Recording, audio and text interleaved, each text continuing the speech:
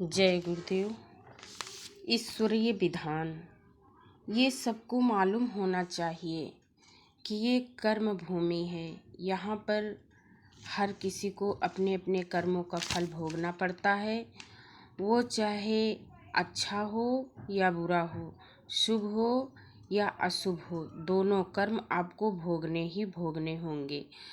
जिस श्वास, जिस समय, जिस शरीर से, जिस अंग से आपने भला या बुरा कर्म किया है, वो आपको अगले जन्म में भोगना पड़ेगा। अगर इस जन्म में नहीं भोगे तो आपको जन्म के प्रबंध में ये बातें बताई जाती हैं। जिस योनि में जाओगे उसी में उस योनि के कर्म भोगने होंगे।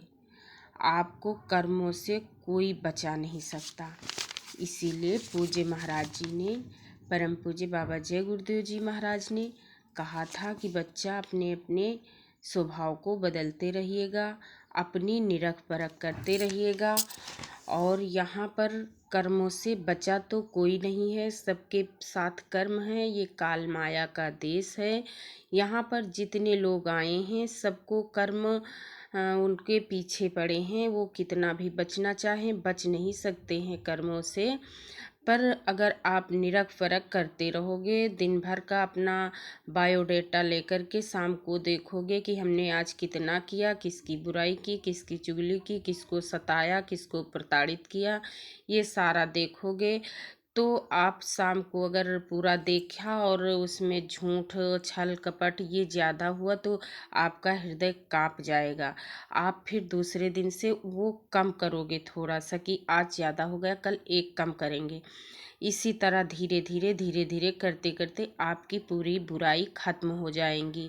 इसीलिए स्वामी जी महाराज कहा करते थे कि देखो, दूसरों को देखने में टाइम मत लगाओ, टाइम व्यर्थ चला जाएगा।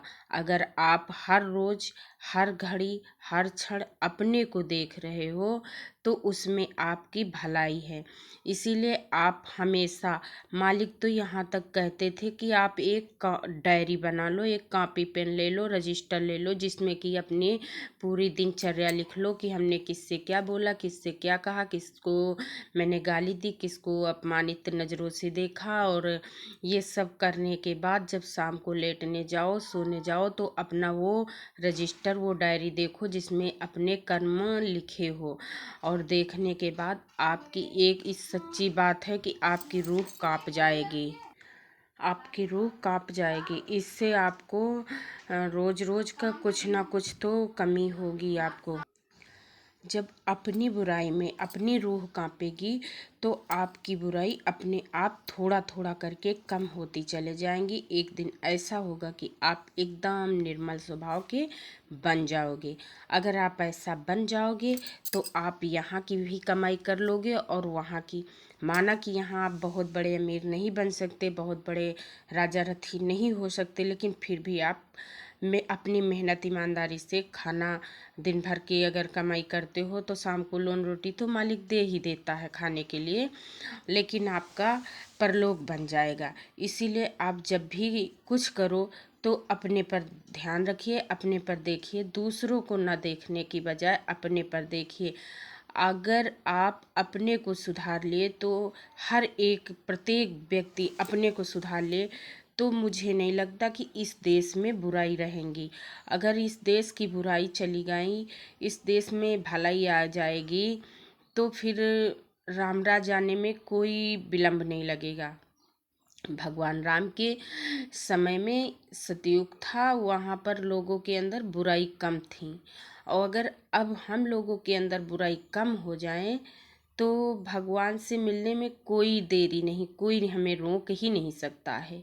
इसीलिए दूसरों को देखने की बजाय अपने आप को देखिएगा, सदैव निरख परख अपने पर करिएगा, ना कि दूसरों पर। जय गुरुदेव। आप लोग समझदार हो, समझते रहिएगा और धीरे धीरे गुरु की शरण में रहिएगा। कोई भी गुरु हो, कैसा भी गुरु हो, अपना लेना चाहिए, क्योंकि छोटी सी नदी पार करने के लिए बांस का सहारा लेना पड़ता है, लाठी का सहारा लेना पड़ता है। और ये जीवन की नैया बहुत बड़ी है, इसीलिए आप लोग इस जीवन की नैया के लिए कोई ना कोई मल्लाह कर लो, और वो मल्लाह खेवनहार गुरु होगा। इस जीवन की नैया का खेवनहार गुरु है, इसीलिए आप किसी न किसी गुरु को जरूर करिएगा जो आपको अच्छा लगे। कहते हैं ना, गुरु करे छान के और पानी पिए जान के। ये बात सही है, आप लोग जान के गुरु करिएगा, बिल्कुल अच्छे से।